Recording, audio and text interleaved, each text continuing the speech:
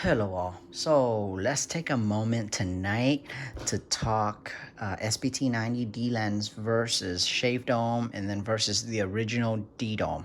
All right, let's get right to it. Here I have an XML2, a relatively obsolete LED. It has a pretty soft dome, and in order to remove this dome, the LED needs to be heated. Okay, you can heat it with a heat gun, or you can heat it by having it just simply turn on in a light, and then you would come in with the blade at the bottom of the corner. You have to start at the corner so there's least stress versus the side of the LED. And where there's least stress here, you would just flip the dome right over. And usually, if with enough practice, you can take the dome off in one try without leaving any of the leftover dome on the die. If there are domes left on the die, you would want to scrape it off with the thin of the tip of the blade. If you're very unfortunate, or if there's not enough heat, there's a chance that when the dome comes off, it will take away the phosphorus, the yellow layer that you see here on the LED, and that would greatly deteriorate both the life of the LED and the tint of the LED. So that is not what you want, and that would be D-dome. Okay. I'm doing all this through the screen of the camera, so I have a feeling I'm gonna poke and cut myself. All right, so that's D-dome with heat. All right, the XML2, you D-dome with heat. Here we have the XPL, a relatively newer LED, greater efficiency, and in order to remove this dome, we do it in the cold, not in the heat, because this dome is a tiny bit harder than the dome on the XML2, and when is heated, it actually becomes harder. So if you try to de-dome it with heat, you'll likely just it becomes more brittle, and you just break off a chunk instead of having the entire dome come off completely. So XPL, you would want to de-dome while it's cold. So again, start at the corner with the blade somewhat parallel, but at a slight angle, and then just lift up. And XPL are definitely more difficult to de-dome than the XML2s. So they come right off, but if they don't, then you basically ruin that LED, and then you start with a new one. Every D-dome is kind of luck of the draw. If they come off nicely, you get a pretty nice, with all of the phosphorus retained on the LED die, you typically get a pretty decent 5000 Kelvin tint. Obviously, starting out at 6500 Kelvin. You always de-dome 6500 Kelvin if you want to get a neutral tint. If you start out with a neutral LED and then you de-dome, the temp will drop even more. It drops approximately 1000 to 1500 Kelvin to my eyes. All right, so XML2 you de-dome while it's hot, while heated, and XPL you de-dome while it's cold. Much harder to de-dome, and usually you get a kind of a neutral tint with a hint of green. And then here we have an SST40, a relatively new LED also. And for this LED, you don't really want to de-dome because it's rather difficult. You can, but it's difficult. All right, so with this LED, I think it's best just to shave dome.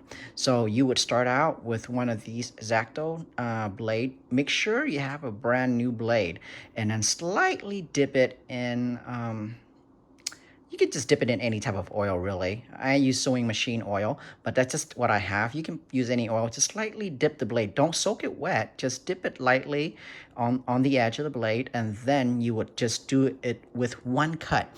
My father, while he was still alive, he made me these. What do you call this? Frames, cutters, cookie cutter, except LED cutter, I guess. So you put these in to hold the LED, and then you can just light off. You would just use the blade and then go parallel with the surface of the holder here, and just the dome will come right off.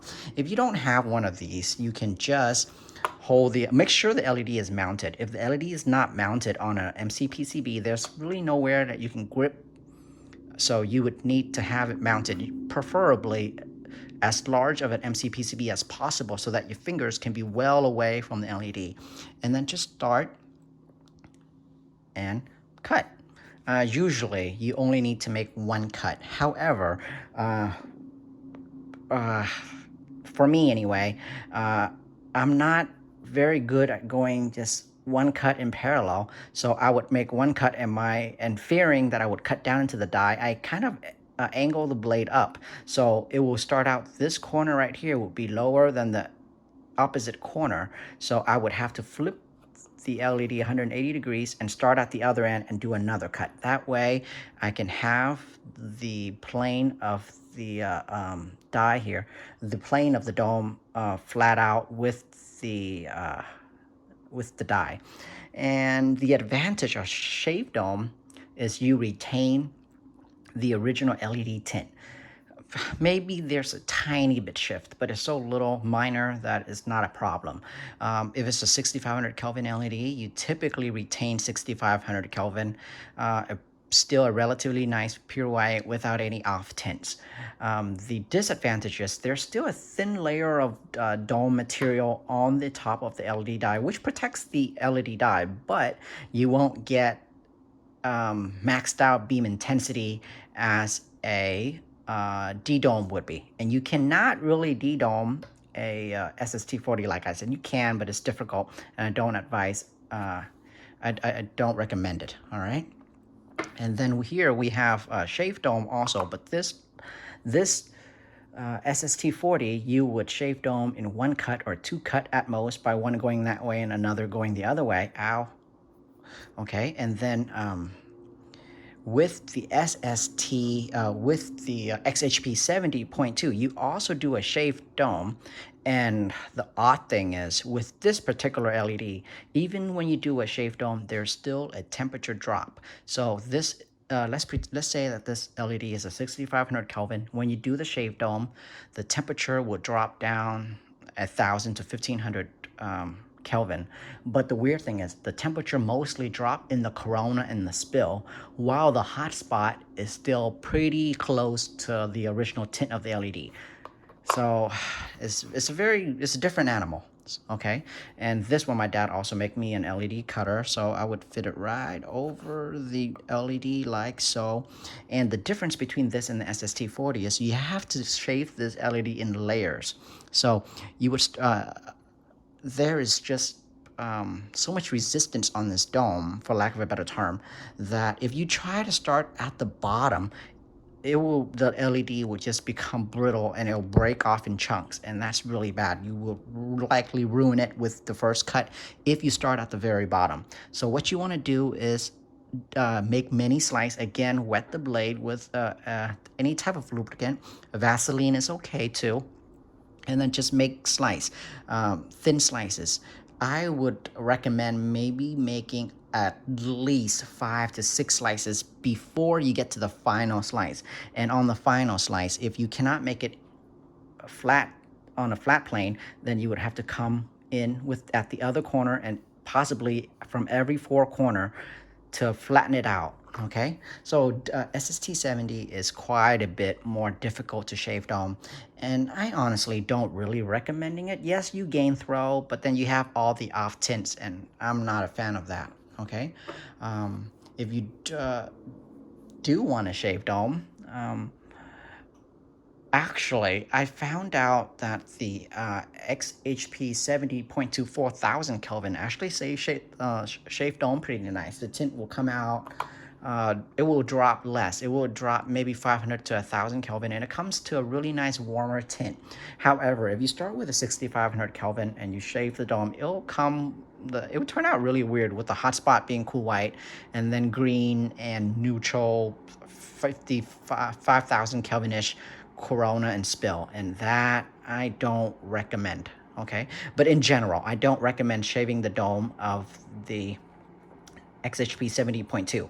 I do recommend shaving the dome of the XHP70, all right, for a good neutral tint and a noticeably increase in throw.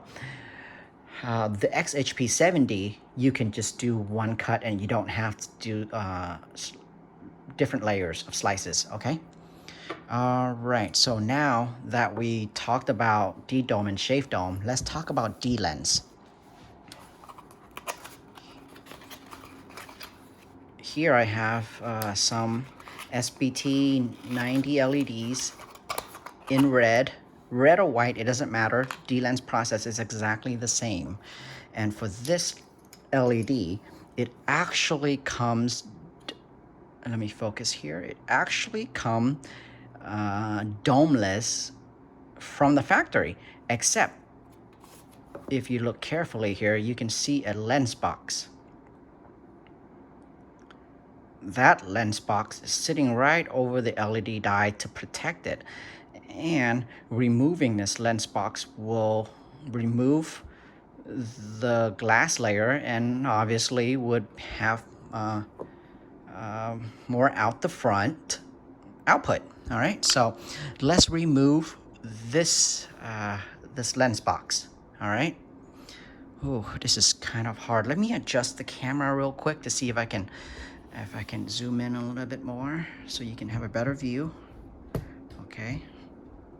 These LEDs are like $70 each, and I'm doing this on camera and I don't want to cut myself or ruin it. So, okay, so always start on the negative side, not the positive side. The negative side doesn't have any glue on it. However, here's where the glue is. The glue starts somewhere right in the middle of the LED, and it runs like a U shape around the positive to right there. So it's basically a U shape of glue.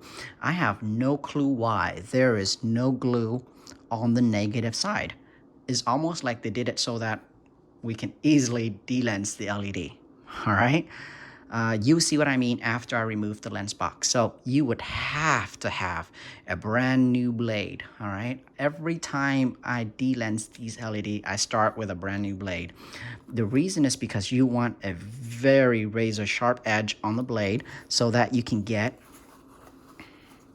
okay, I'm gonna have to not look at the camera because I'm going to cut myself and ruin the LED. All right, so you have to use some constraint on your right hand holding the, if you are right-handed, your blade hand, okay, your strong hand. When you're holding it, you have to have some constraint. You don't want to cut too hard because you will cut into the LED and cut onto all of the small tiny bond wires right here and right here. If you cut onto those bond wires, you ruin the LED. All right, okay, so let's hold the LED in a diamond angle like so, and then put the blade at the corner of one of the negative side, okay, and then get it under,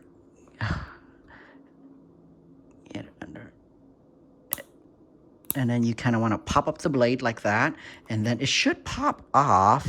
But be careful, don't want to push. You don't want to push. You just want to, well, you have to push in a little bit and then you pry, okay? If you push, you are going to cut yourself and the LED, okay? And or the LED. And it's going to be a $70 mistake that you don't want to pay for. All right, so let's start at the other corner, see if it's any easier. Okay, I'm going to look away from the screen and try to do this. There you go, see? The dome box just popped. And then I'm going to pry it up. That box just came off. And let me bring the LED closer. So that's the lens box. Let's first take a look at the lens box. It's exactly what just poked myself again. Okay, so that is exactly what it is. Just a metal box with a lens over it.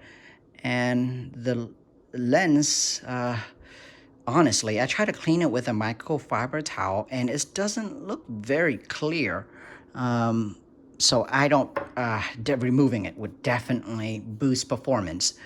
From my test, it boosts right about 5% performance. So, you know, every little bit counts when we're here because we want peak performance.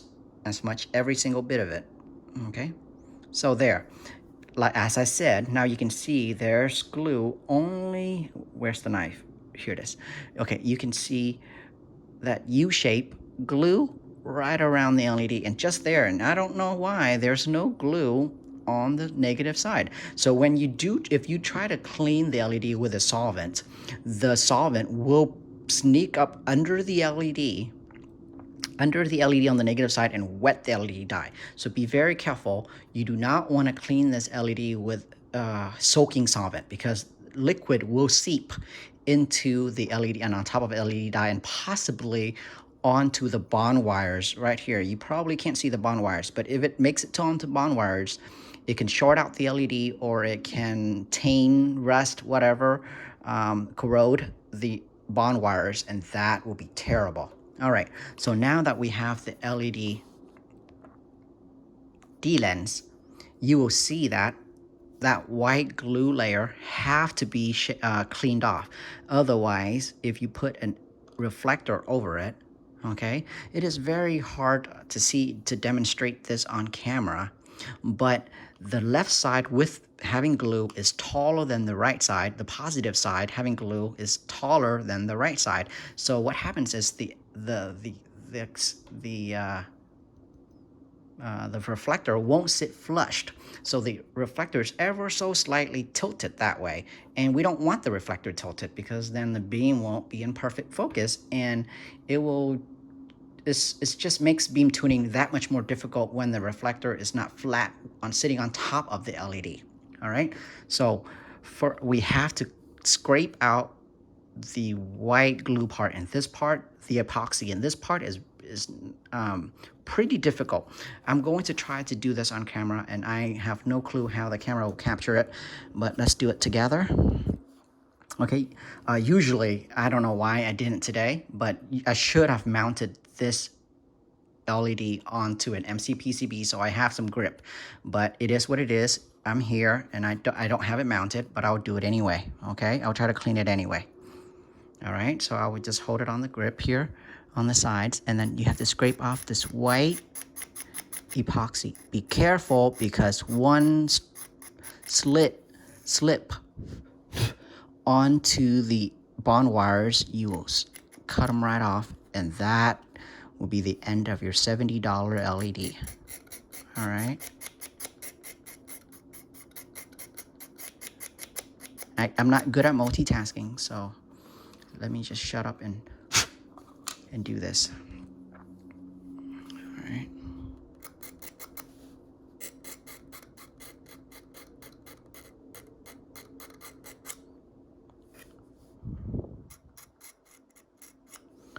Okay. Let me just lightly blow off the dust on it. Okay. Okay, so here you can see where to go. Oh, here it is. Here, you can see all that white epoxy is cleaned off. And now, if we put a reflector over it, it sits flushed, okay? And some reflector focus best when it sits flush right on top of the LED PCB, okay? However, so if you see here, if one of the reasons to D-lens also is because if we pretend that this LED, let me just get another one so that we don't have to pretend.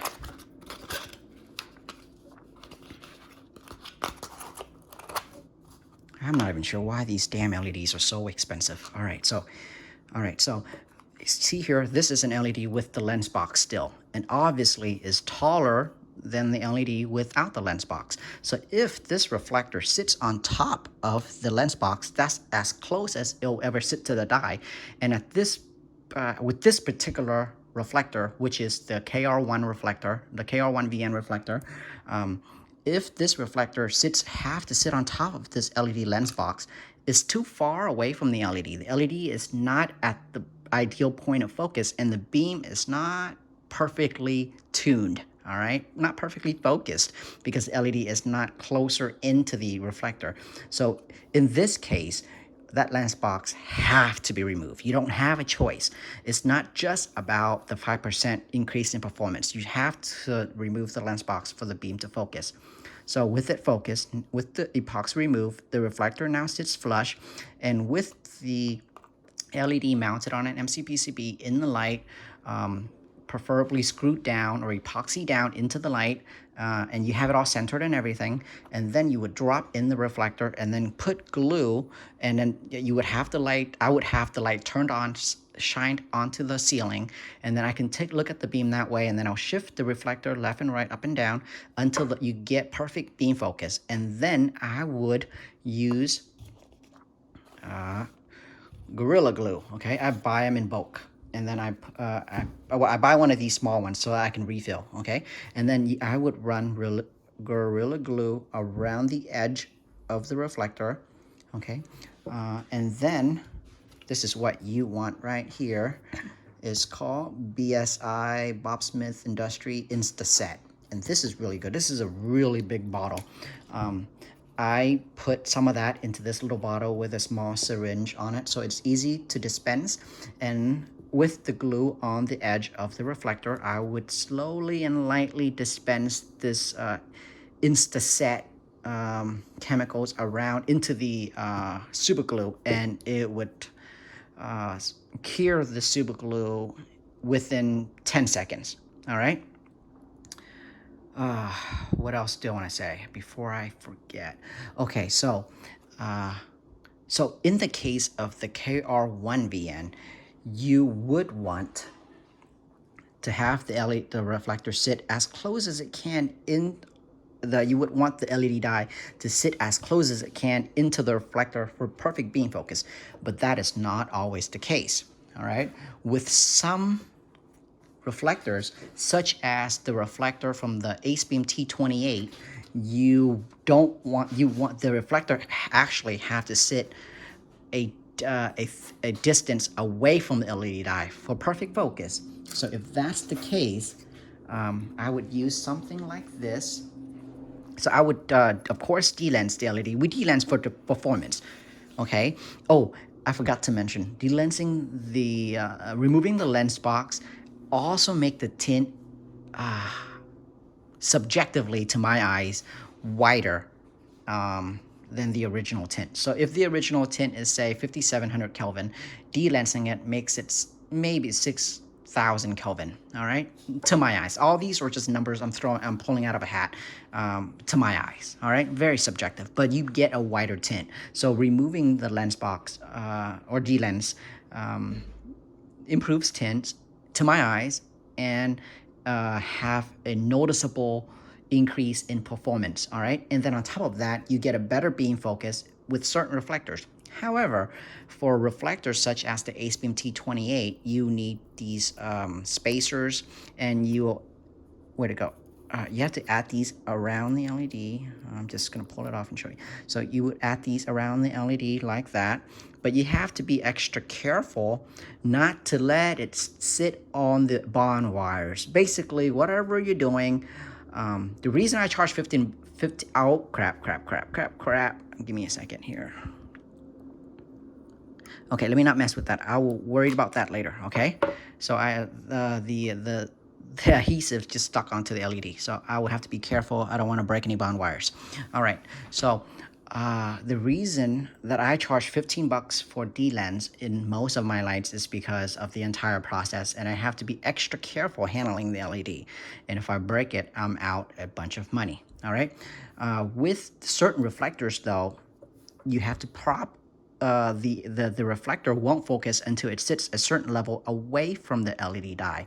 So for example, the SBT90, oh my God, I'm going all over the place. I'm supposed to be talking about the T28 a long time ago, and I'm still here at the T28. All right, so if you put, for example, the T28 reflector sits a certain level, so you would add one layer of these spacers and then check out the beam. If it doesn't look good, put on another layer, and you add enough layers until the beam finally focuses.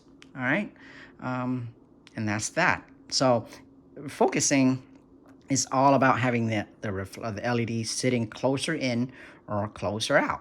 Okay.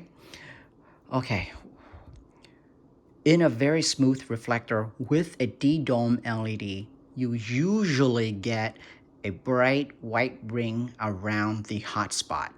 The reason I didn't know why it was there before, but I found out why. All right, because with an LED with the dome here, you have a relatively wide angle, and it somehow doesn't hit the side of the oops, right here. It doesn't somehow hit the side of the bottom of the reflector here.